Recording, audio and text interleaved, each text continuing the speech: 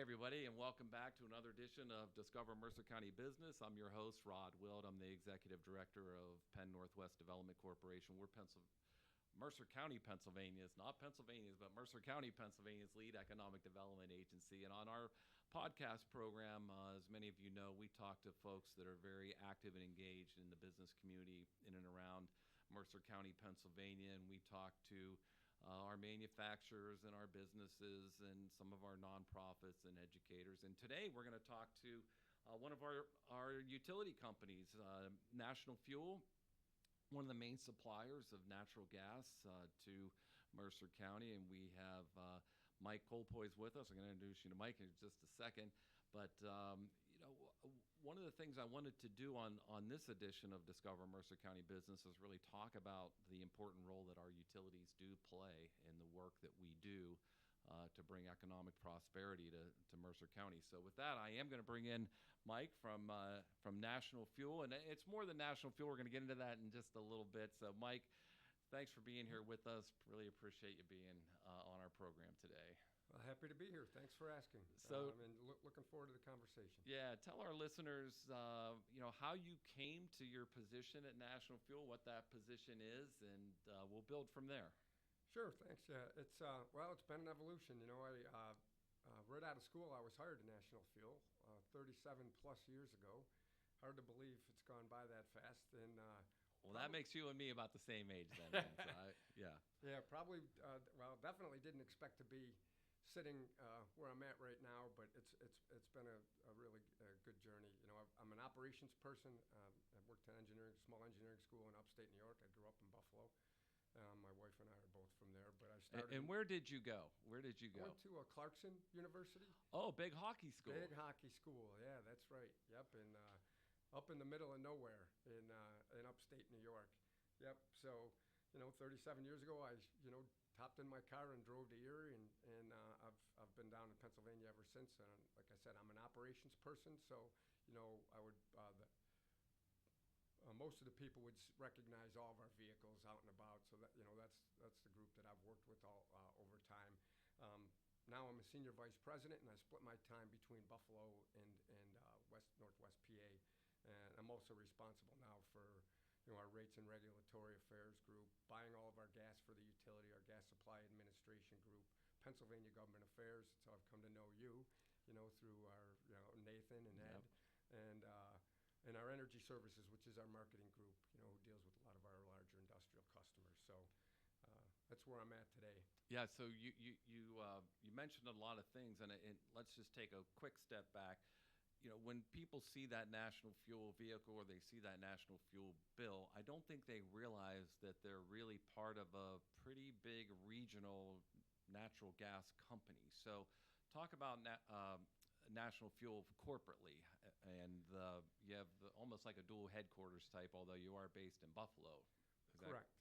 Yeah, and our PA headquarters is in Erie, at least for part of our company. So you're right. And most people have no idea of all that goes into just turning their thermostat or their gas stove on. And we're a pretty unique company. Not pretty. We're a very unique company. We're the only company in the country that is involved in the entire natural gas value chain. So we're involved from drilling wells all the way through delivering gas to customers. And there's a lot that goes in between that. We have 4 companies. We have our Seneca Resources, which is our exploration and production company. So they're drilling in the Marcellus and Utica shales. We have National Fuel Gas Midstream, which basically connects from the Seneca well pads and delivers, builds pipelines and compressors to move that gas to long line interstate pipelines, which we have our National Fuel Supply Company, which we have facilities right here in Mercer County. That's another piece of the business that we have. And then ultimately we have the utility, which I presently work for. I've worked for Midstream. I've worked for our pipeline and storage company throughout my career, but I've always been, except for a few years, part of our utility. And that's what most people just see us as, and it's more than half of our employees, but a lot of our earnings and business is generated through our exploration and production and midstream companies. Yeah, and I'm gonna talk about that a little bit because in college I worked for Tennessee Gas Pipeline, Okay. Station 219 out on the Mercer Road, Route 58 between Greenville and Mercer, and it was interesting because the purpose of that pipeline, and this was in the 80s. You and I again are about the same age, might be exactly the same age. I was born in '64. How? Same. Yeah, that's what I Yeah. thought. Right on. So, at that time we were pulling gas out of the Gulf of Mexico and pushing it, all the way up through the Tennessee Valley and then into Ohio, Pennsylvania, and then into New York and ultimately up into the New England states. And next to that station 219 was a small little outpost of National Fuel, and at that time you were pulling gas off of the pipeline to distribute out in onto the retail and commercial side of the business. But then something called the Marcellus and Utica Shale came along. And so in the last decade, that facility has, and I got an opportunity to tour it last summer, I think. Um, but talk about that facility and how it's changed because now you're actually pumping gas into the pipeline. You're not pulling it out anymore. Right. Yeah.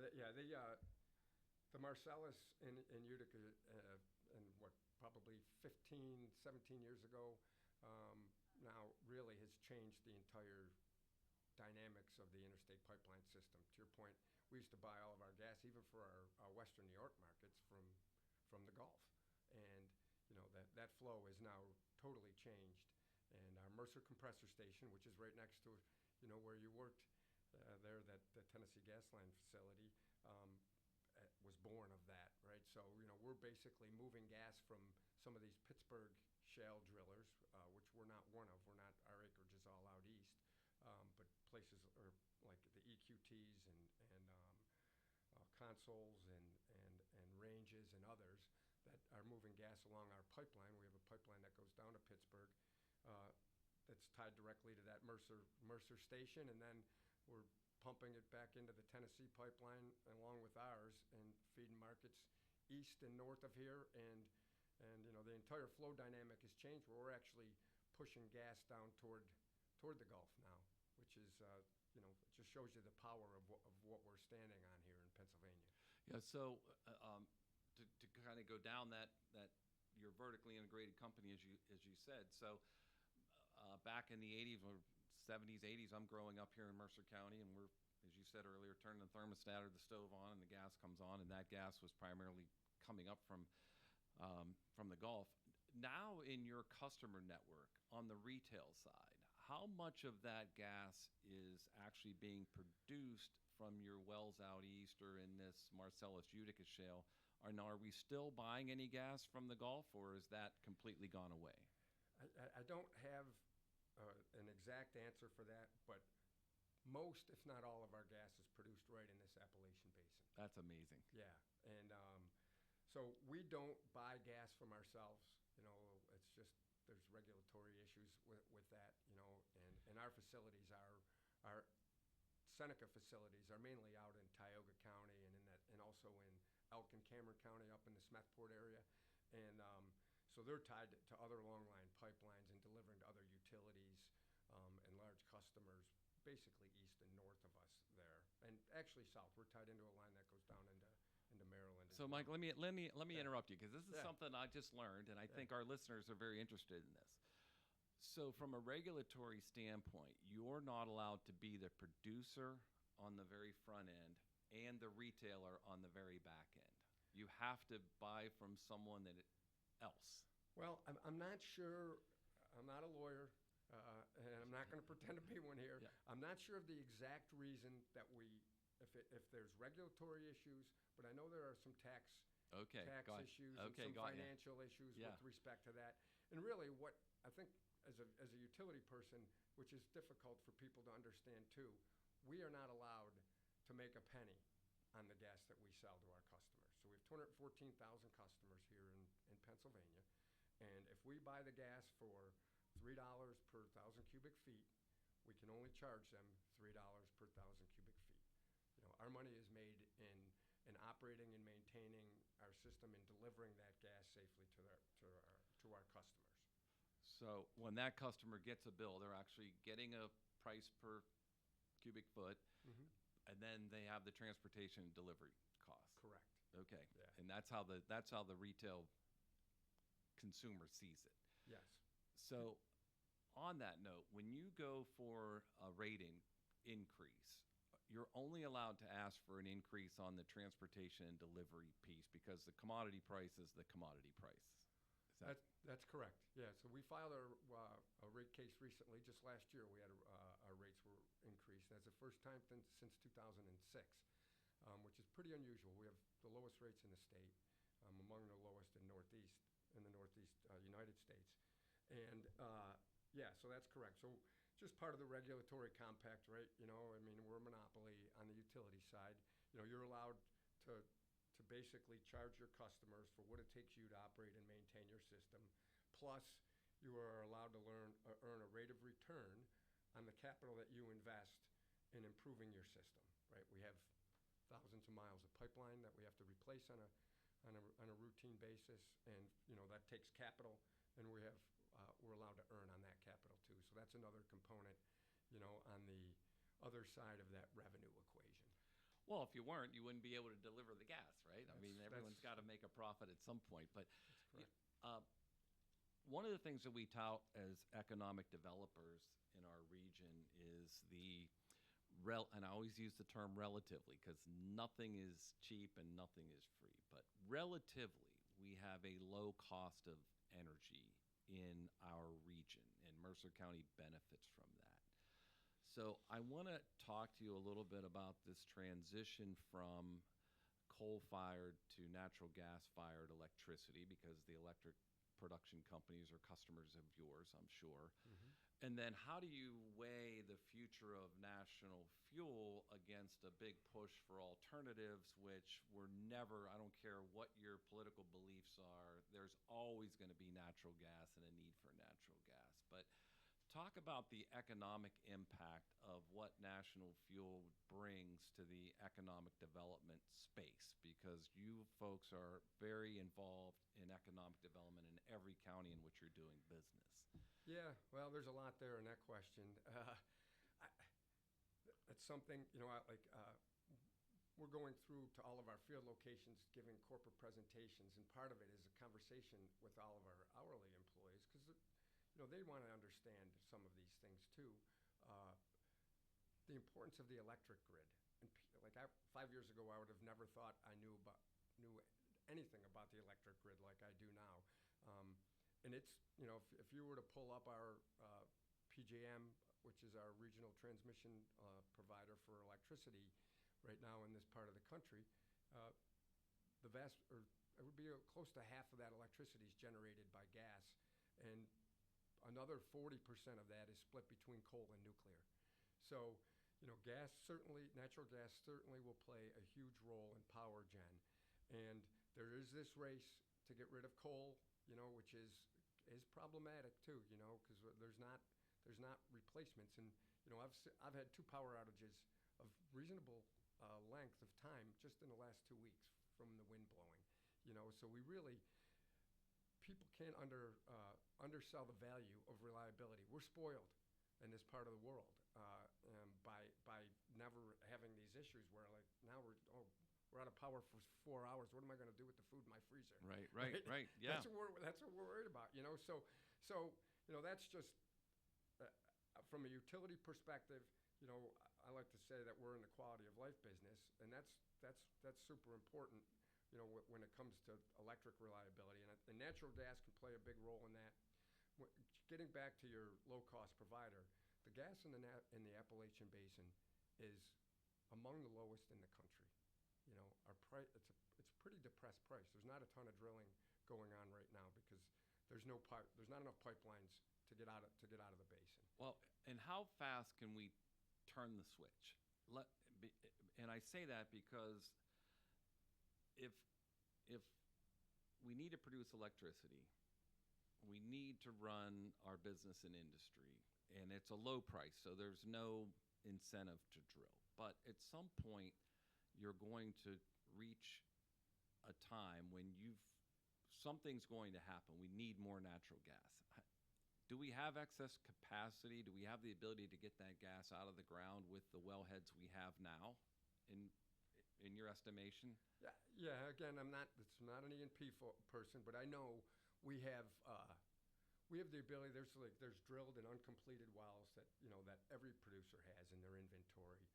They've just kind of slowed down, you know, creating excess supply because there's nowhere for it to go with the lack of pipelines and compressor stations. So, but yes, I think those people are able to turn on a dime, and the amount of gas that we're able to produce, even compared to 15 years ago, from one well pad, is it's not exponentially, but it's many times bigger than what was originally anticipated. So the technology to turn that around and produce gas in a relatively short notice is not that difficult to do for the E&P folks. So. So when you look down the road, and I do want to bring it back Yeah. pretty quickly here to the economic development element, because the access to gas and electricity and water is everything when it comes to economic development. Right. We have sites right now that aren't being developed because they don't have utility access. Mm-hmm. But before we get into that too deeply, when you look at the environmental push on energy, and I was in a meeting today where we're looking at there's been a proliferation of solar fields throughout Mercer County. Some of them actually kind of large, and I'm sure it's going to have its place. But I guess being in the Marcellus and Utica Shale region where National Fuel does most of their business, you're almost, because it is a clean, reliable source of energy. Do you feel any pressure from the renewable side, or do you feel like you're well positioned even in the long term, being able to meet the demand for natural gas? I guess a simpler way to say it is, do you feel like looking into the future for National Fuel and for Western Pennsylvania, Western New York, that there's going to be a lot of pressure from renewables? Tough question. I mean, there is pressure, certainly. If you just read the news and follow anything, there's pressure. And in New York, I don't want to go down that rabbit hole. We're dealing with it front and center from a political perspective. And, we're fighting like heck down in PA here to have a more reasonable and sensible approach because, as you mentioned, it's not feasible. You can build all the solar arrays and wind that you want. If you just look at the proliferation and the probably trillions of dollars that have been spent in the last decade, they still only produce, in our network, 5 to 8% of the power. Really, that's it. If I could pull up a graph on my phone right now in the PJM, and if it's 10%, it's a heavy day. And in the New York ISO, which is another grid that just handles New York, it's closer to 20 because they have Niagara Falls. Right? The hydro. Huge hydropower provider. So you just can't build enough wind and solar. And then, in this part of the world, it's a sunny day now today, but we all know the sun's going to go down, and if the wind doesn't blow, what do? Now you have to have a backup system, and what does that mean? That just means more cost. It's just like if you get a backup generator at your home, right? Like you do that, that's a significant cost. Think of that on a global scale to power the grid.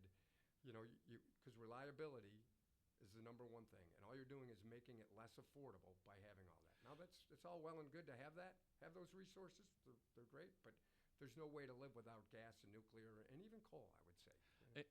And Mike, you mentioned nuclear, and that was something that we all lived through 3 Mile Island. You and I are the same age. My dad was in the Senate at the time and wrote some of the environmental legislation that came out of TMI. And I know you're a gas guy, but do you see nuclear as a opportunity maybe to grow now as a clean, reliable source of energy production right there along with natural gas? Or do you still think, given the high cost of developing that source, that natural gas is still going to be the go-to energy fuel? It's kind of interesting. I'm not a nuclear guy. I have a good friend who's a nuclear valve salesman, so I learned my nuclear industry from him. And It's extremely expensive to build. There's been one plant, that Vodal plant down in Georgia, that took almost 20 years to build. The regulations and the cost are just prohibitive to build new. But they're working on these small modular reactors. SMR is a promising technology that they're looking to utilize to help power the grid. And to me, for those who are putting pressure on emissions, which, listen, we're all in favor of having as few emissions as possible. But to be anti-nuclear, it's carbon free. That's stack, right? Now building them isn't carbon free. There's a lot of concrete and other things. Senator Yaw's big on. I've heard him speak about talking about what it takes to build a nuclear plant. And same thing with building a solar plant and building a wind farm. You got all of those inputs that are far from carbon free. But there's got to be a place for nuclear. And we just have to figure out how that's going to work because it's such a huge investment to build new nuclear. And I just learned a lot in that. But when I look at, though, being an economic developer, it seems like to me that the one industry that is the backbone of our economy when it comes from energy is natural gas. And I think, we touched on it earlier, but I want to talk about the role that National Fuel plays in the economic development space and how you view your company as one of those raw ingredients that spur growth and expansion. And I know that's important to you because you have someone from your company that sits on our board who's very active on our board. And is that inherent in the culture of National Fuel that you actually, teach your mid-managers and executives that this is a role you need to play in the community? Is that where that comes from? Absolutely. It's really important to us. And take Penn-Northwest, for example. I don't want to pump you up, but you're a great resume, right, and great track record, and are pretty darn skilled at trying to figure out what needs to get done in order to grow this area. And let's face it, the better an area does, the better it is for our company. This was an industrial hub. It's our largest industrial base, and is in Mercer County. 3 of our 10 largest customers reside here, including the largest customer, the steel mill down in Sharon. Oh, and LMK, yes. Okay. And then you have Sharon Tube or Sharon Coating and Wheatland Tube are also in our top 10 in throughput. So having us just try to help in any way, any economic development organization, whether it's the state chamber, who's doing a pretty good job. We're working with Pittsburgh Works down in Pittsburgh. We're involved in the Erie Chamber. Yeah. We're more involved than ever now with Nathan being on your board, and we're thankful that he's had the opportunity to do that. We want a seat at the table to do whatever we can to help, because there's no question it's an important tool in your toolkit for economic development, with it being such a low-cost feedstock. And when you look at the grid, we talk about the electric grid, but what about the natural gas infrastructure in Mercer County? It seems to me like we have a lot of it, but do we have a lot of it? Or is there more pipeline to put in to reach markets that aren't yet tapped? Well, as you know, we're not in a very high-growth part of the world, or part of the country, or part of the state, actually. The state's in a low-growth mode, and we are too, and that's why people like you are working their butts off to try to change that.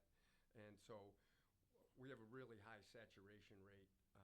So any customers that are in clusters, we generally serve them. Yeah. Throughout all of our service territory here in Northwest PA.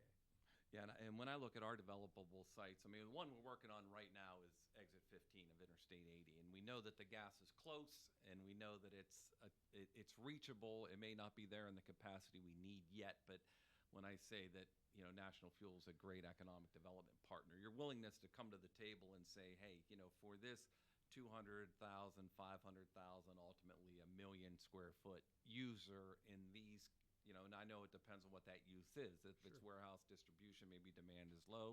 Hey, if it's refrigerated warehouse, it could be very high. So, one of the things that I commend you folks for is, whether you have a formula for cost sharing based on future use of the gas or whatever, it seems to me like you have, I don't want to say flexibility, but I'll say you have some flexibility to work with large customers to get the infrastructure and the product to them. Right. Yeah. There's a variety of tools that we have to try to figure out with customers.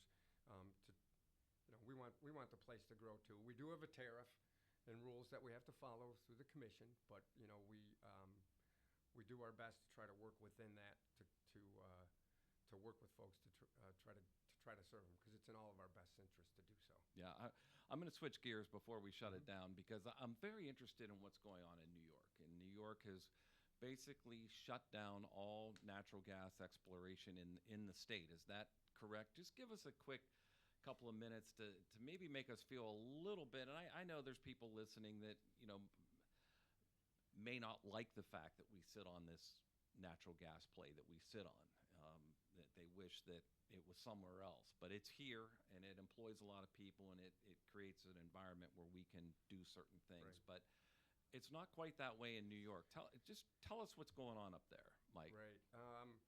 Well, 5 years ago in 2019, well, back even further, they banned hydraulic fracturing, right, which is fracking, which are how wells are completed. Let's just remind everybody, we have been fracking wells in Pennsylvania since the Drake oil well in Titusville, correct? I mean, Yes.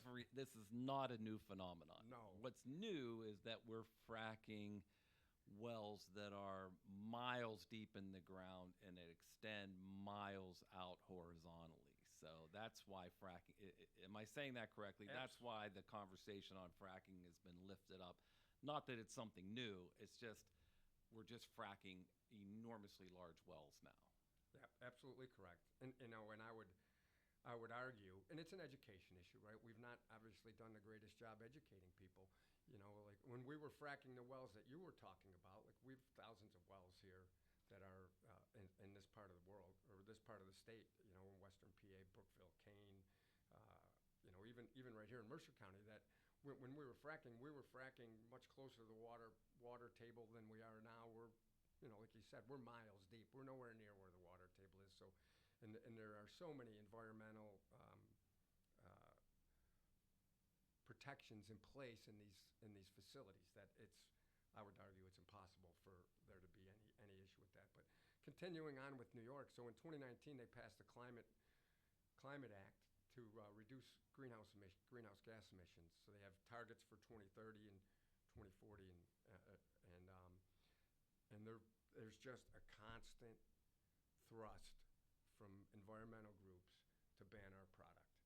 And we just finished our budget in New York State a couple weeks ago, and so we were able to fend them off. But last year, part of the budget package that was passed outlaws any new gas hookups for new houses starting in 2026. So if you build a house in 2026, as it's currently stated, there are some carve-outs and exemptions, and we're going to see how that all works. But your builders aren't allowed to build a house with a natural gas furnace in it, which in this part of the world is really difficult to understand. So we're dealing with a mountain of regulatory issues up there. It seems to me, though, that you're either going to burn the gas in your furnace in your house, or you're going to burn the gas down the street at the electric production company, right? Where the electricity is being made. Right. But as you said earlier, there's not enough wind and hydro and solar to feed an enormous state like New York. Right. So they don't want you to, but you're still allowed to burn gas to produce electricity in New York, correct? Well, they also have targets for the electric grid. They're working on a cap and invest, carbon tax basically, program that they're going to try to get in place next year. We'll see how that works. But they're trying to. They also have mandates to have a green energy grid too, which is, as I said, you're less than 20% on any given day. So how are you going to replace the other 80 by 2030 or 2035? They're already couching and pushing back those targets already because they realize they're just not sustainable or achievable, I should say. I was going to add achievable. Yeah. You beat me to the punch. Yeah, that's great.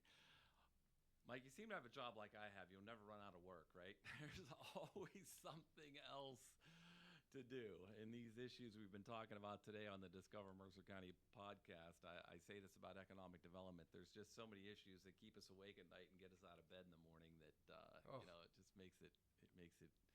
Uh, but I guess we'll wrap it up with this. When you put your glasses on and you look into your crystal ball, what do you see as the future for National Fuel and natural gas production?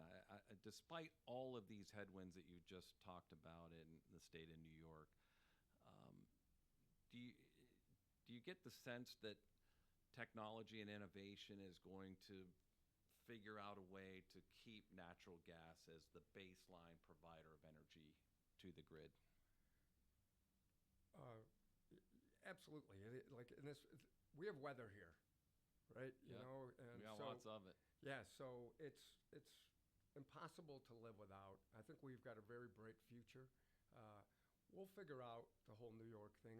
There's a place for us. The state is not considered reliability or cost, and those are two of the most important things that all of us as customers want. But even down here in PA, I'm confident that we can continue to work with reasonable legislators in Harrisburg, to try to leverage the asset that we have that we're standing on. To me, it should be the cornerstone of economic growth and drive the turnaround in our state. Because let's face it, we're in a decline. We've lost a seat in each of the last 10 censuses, I think, when I looked. And that we've got to turn it around, and we're sitting on this asset, and it needs to be a cornerstone of any economic development policies. And so there's a long runway for our product and our company. And I agree with you. And you guys have demonstrated your ability to partner with even small organizations like ours, because as I tell when I get a chance to testify, whether it's in front of a policy committee or even the Center for Rural Pennsylvania or whatever, I like to speak to our urban and suburban legislators and remind them that they need economic prosperity across rural Pennsylvania, and they need to invest resources in helping us address this population loss because of what you said. Every 10 years, Pennsylvania loses stature within the United States of America as a policymaker. We're just not sending as many people to D.C. as we used to, simply because we have, I don't want to say ignored, but we have not aggressively tried to reverse this population loss. And when we look at the natural gas resource, in your case, we're sitting on the campus of Teal College here in beautiful the Pettis Communication Center in Greenville, PA, and I don't think we've really truly harnessed the power of higher education and our great K through 12 public schools that we have across Pennsylvania. We do have weather. We can't deny that, but I think there's offsets to that. As someone that moved back from Florida, which has great weather, but we found out that even the extreme weather there wasn't conducive to our pets. Right. So we had to spend a considerable amount of time in the summer indoors, which was just not what we went there for. Right. Yeah. So, Mike, you've really helped me with this discussion about how we can continue to position, not just Mercer County, but all of rural Pennsylvania as a place where people should want to either return to if they left or come to if they haven't been here yet. Because, and part of what we need to tout is this clean, reliable resource that National Fuel has. So, any parting thoughts for our listeners? No, I think we've pretty much covered everything, that I had in my notes, and that I expected us to talk about. I again would I guess finally just say how important Mercer County is to National Fuel. We touched on many of the things. It's our second largest residential base in our utility operation in Pennsylvania, after Erie, and it's our largest industrial base. So we spend a lot of time with those customers trying to help them improve their processes. And we mentioned some of our supply company facilities that you talked about next to your TGP station in your old days. Yes. And we have a storage field over there in Henderson. Oh, yeah. Before we do shut it down, because one of the beautiful things about this is I'm not tied to a TV schedule or anything. talk about that storage facility, and then just from an education standpoint, because I found this facility fascinating. Yeah, I Talk a mean, little. yeah, they're interesting, you know. So we deliver, you know, we would drill a well in the old days, you know, over several decades ago, and those wells end up, you know, ending their useful life. So we still use the geological formations, you know. In the old days, we would pump gas down not the old days, in the not too distant or past times, we would pump gas down into there in the summertime when there was excess gas, and then pull it out in the winter when it was cold. Well, as we talked about the electric grid usage and the more increased use of natural gas, that is evened out over time. But we do utilize those storage fields, you know, for peak moments, right? So, you know, you need gas out, and we have a compressor station over there in Henderson, so we'll pull the gas out and pump it to markets east and north of here generally, to serve those markets. So is it fair to say that those were once they were gas production wells, and now if you've just converted the gas has been pulled out, and they're shallow wells, most of them, right? They're not very deep wells. Correct. So, Correct. so now you're just pumping gas into them and capping it off, and then taking the cap off when you need it. Yep, exactly. And a little piece of history: National Fuel has the first storage field in operation in North America. You know, we have Azor Storage up in Western New York, right? So, and I'd be lying, but it's several decades old. Fascinating. Yep. Mike, I could keep this conversation going on forever, man. We do appreciate you and your partnership, and of course Nathan being part of our board. And for those of you listening, I hope you enjoyed this edition of Discover Mercer County Business, and you enjoyed the education on the important role that natural gas, not just on the retail side but on the commercial side, plays in our lives and in the economic vitality of Mercer County. And thank you for joining me. I'm Rod Wilt, the Executive Director of Penn-Northwest Development Corporation, Mercer County, Pennsylvania's lead economic development agency. I want to thank Melinda Bowen-Hauk, who's our producer of this podcast. And if you need to get in touch with us for any reason, you can find us easily at www.pennnorthwest.com.